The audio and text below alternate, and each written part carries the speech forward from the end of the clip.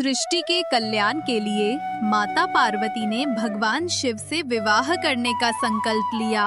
शिवजी उस समय गहरी तपस्या में लीन थे। पार्वती ने शिवजी का ध्यान भंग करने के बजाय स्वयं कठोर तपस्या करने का निर्णय लिया। उन्होंने महल के सुखों को त्याग दिया और शिवजी की तपस्या स्थल के पास जाकर बैठ गईं। वो भूखी प्यासी रहती और शिवजी की सेवा में लीन रहती थीं। शिवजी अपनी समाधि में थे और उन्होंने पार्वती को पूरी तरह से अनदेखा कर दिया। पार्वती कई वर्षों तक अटूट धैर्य के साथ बैठी रहीं, सर्दी, गर्मी और बारिश सहती रहीं। उनकी तपस्या की कठोरता ऐसी थी कि उन्होंने पत्तों तक का सेवन छोड़ दिया, जिस कारण उनका नाम अपर्णा पड़ा।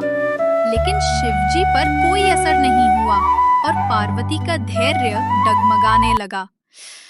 एक दिन शिवजी ने पार्वती की परीक्षा लेने के लिए एक वृद्ध ब्राह्मण का रूप धारण किया।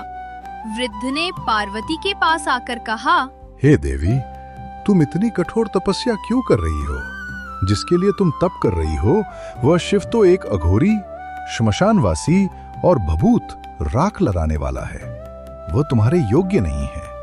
तुम ये तपस्या छोड़ दो। वृद्ध शिवजी ने शिवजी की घोर निंदा की। ये सुनकर पार्वती का चेहरा क्रोध से लाल हो गया।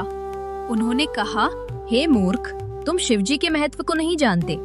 मैं शिव से विवाह करूंगी या अकेली रहूंगी, पर तुम्हारी बातों से मेरी आस्था नहीं डगमगाएगी। पार्वती ने वृद्ध की निंदा सुनने से इनकार कर दिया और क्रोध में वहां से जाने लगी। जैसे ही पार्वती ने कदम बढ़ाए, वृद्ध ब्राह्मण अपने असली शिव रूप में प्रकट हो गए।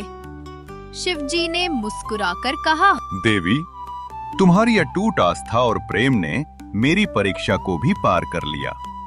तुमने मेरी निंदा सुनी नहीं और मेरी निंदा करने वाले को दंड दिया। यही सत्य प्रेम है।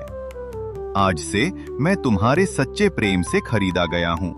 इस तरह पार्वती ने अपने त्याग, धैर्य और अटूट आस्था से शिवजी का प्रेम जीता और बाद में उनका विवाह हुआ।